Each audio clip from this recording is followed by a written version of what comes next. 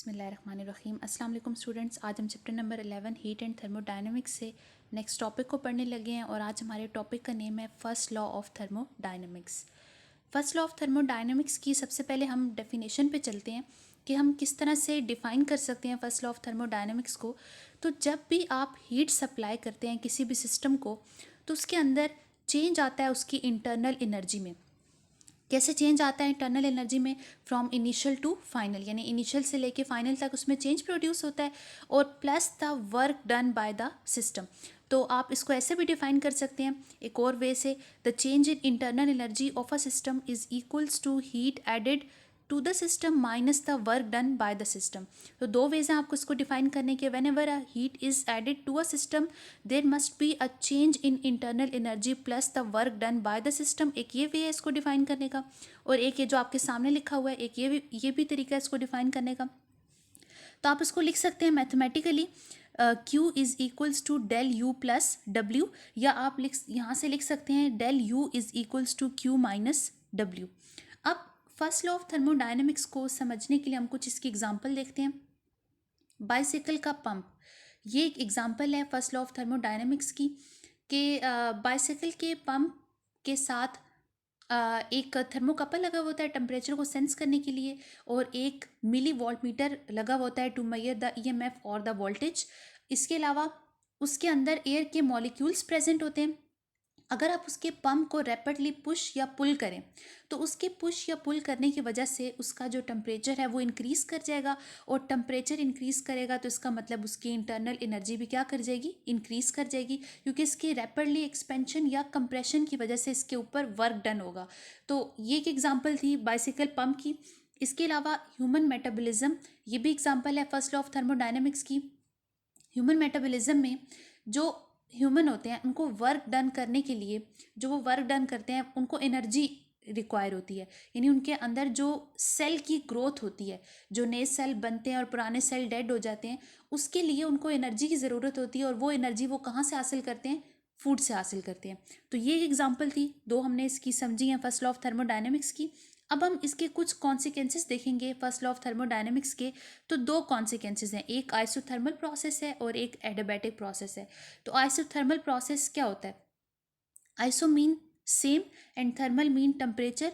ऐसा प्रोसेस जिसमें temperature same रहता है, कांस्टेंट रहता है, ऐसे प्रोसेस को हम कहते हैं आइसोथर्मल प्रोसेस। और अगर टेम्परेचर सेम है तो आइडियल गैस के लिए इंटरनल एनर्जी डिपेंड करती है ओनली ऑन द टेम्परेचर। तो इसका मतलब अगर टेम्परेचर सेम है तो इसका मतलब इंटरनल एनर्जी भी आपकी क्या रहेगी? सेम रहेगी।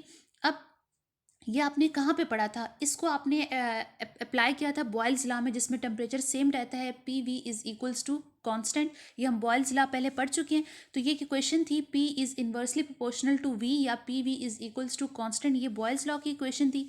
अब फर्स्ट लॉ ऑफ थर्मोडायनेमिक्स के अकॉर्डिंग अगर टेम्परेचर सेम है, इंटरनल एनर्जी सेम है, तो डेल यू को अगर आप ज़ीरो कर दें, तो प्रीवियस स्लाइड में अगर डेल यू को आप ज़ीरो करें तो Q is equals to W वाली इक्वेशन आ जाएगी आपके पास। तो ये फर्स्ट लॉ ऑफ थर्मोडायनेमिक्स के अकॉर्डिंग क्यू किसकी इक्वल होगा? डब्ल्यू की इक्वल होगा। अब इसमें अगर आप किसी भी गैस को एक्सपैंड या कंप्रेस करते हैं तो हीट सप्लाई करेंगे आप सिस्टम को, and this process must be perform very slowly. इस प्रोसेस को आपने बहुत स्लोली परफॉर्म करना है। तो ये आइसोथर्मल प्रोसेस के कुछ पॉइंट्स हैं जो हमने एक्सप्लेन किए हैं। इसके अलावा आप पीवी की कर्व देखें तो ये आइसोथर्मल की कर्व है, और जो निचली कर्व बनी हुई है एक रेड लाइन में बनी हुई आइसोथर्मल की है, और ये जो सेकेंड कर्व बनी हुई है जो थोड़ी स्टीपर है, ये एडियाबैटिक की कर्व है। अब हम एडियाबैटिक को समझेंगे। एडियाबैटिक प्रोसेस क्या होता है? ऐसा प्रोसेस जिसमें कोई भी हीट इंटर या लीव नहीं कर सकती सिस्टम में से। अब कोई भी हीट इंटर या लीव नहीं कर रही सिस्टम में से, इसका मतलब क्यू किसकी इक्वल हो जाएगा? जीरो की इक्वल आएगा। और फर्स्ट लॉ ऑफ थर्मोडायनेमिक्स के अकॉर्डिंग अगर आप डेल्टा क्यू को जीरो पुट करें तो आपके पास इक्वेशन आएगी zero is equals to del U plus W. अब यहाँ से इक्वेशन दो तरह से लिखी जा सकती है। एक ऐसे लिख सकते हैं आप कि W is equals to minus del U, यानी कि प्लस डब्ल्यू रखिए, डेल्टा यू को इक्वेशन की दूसरी तरफ ले जाएं तो माइनस डेल्टा यू हो जाएगा। या एक और वे है कि अगर आप डब्ल्यू को इक्वल टू की दूसरी तरफ ले जाएं तो डब्ल्यू हो जाएगा minus minus W is equals to del U. तो हम दोनों तरह से इसको एक्सप्लेन करते हैं कि minus W is equals to del U का क्या मीनिंग है, and plus W is equals to minus del U का क्या मीनिंग है। तो पहले आप इसको देखें, minus W is equals to del U minus W, यानी कि वर्क डन हो रहा है ऑन द सिस्टम। आपने पढ़ा है कि वर्क डन नेगेटिव कब होता है, जब वर्क होता है डन, वर्क डन होता है ऑन द सिस्टम। तो अगर इसका मतलब है कि अगर वर्क डन हो रहा है ऑन द सिस्टम या ऑन द गैस, तो आपके पास क्या आ रहा है, इंक्रीज आ रहा है इंटरनल एनर्जी में। Minus W is equals to del U है, तो अगर आप वर्क डन कर रहे हैं on the system then there will be increase in the internal energy. और अगर इंटरनल एनर्जी में इंक्रीज आ रहा है, इसका मतलब उसका टेम्परेचर भी क्या हो रहा है, इंक्रीज हो रहा है। एक बात याद रखनी है आपने कि आइसोथर्मल प्रोसेस में टेम्परेचर सेम रहता है, लेकिन एडियाबैटिक प्रोसेस में टेम्परेचर सेम नहीं रहता है, इसमें चेंज आता है, या इंक्रीज आता है या डिक्रीज आता है।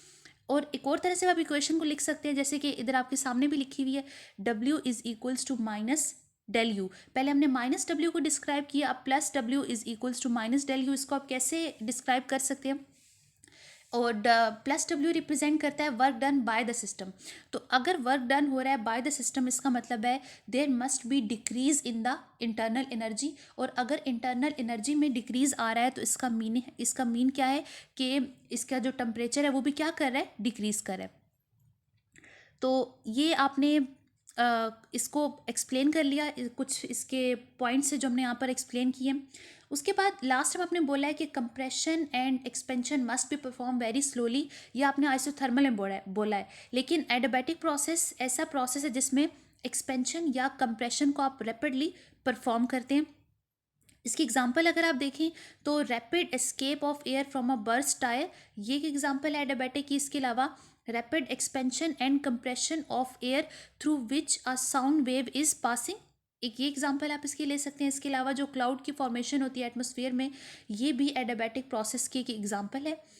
नेक्स्ट हम इसकी इक्वेशन को देखते हैं कि इसमें क्योंकि टेम्परेचर कांस्टेंट नहीं रहता एडियाबैटिक प्रोसेस में, तो इसमें जो आपने इक्वेशन लेनी है वो P V is equals to constant वाली नहीं लेनी, बल्कि इसमें आप ये इक्वेशन लेंगे P V gamma is equals to constant. Gamma यहाँ पर क्या है, इसको हम नेक्स्ट अपने लेक्चर में डिटेल में डिस्क्राइब करेंगे गैमा क्या है। बस आप इसमें फिलहाल ये याद रखें, गैमा रेशो है किसकी, सी पी की और सी वी की। सी पी क्या है, molar specific heat of a gas at constant pressure, और सी वी क्या है, molar specific heat of a gas at constant volume. तो ये हमने कुछ फर्स्ट लॉ ऑफ थर्मोडायनेमिक्स और उसके कॉन्सिक्वेंसेस को एक्सप्लेन कर लिया है। तो हमारा यहाँ तक ये टॉपिक हमारा यहाँ तक कवर हो चुका है। इंशाल्लाह नेक्स्ट लेक्चर में हम नेक्स्ट टॉपिक को स्टडी करेंगे।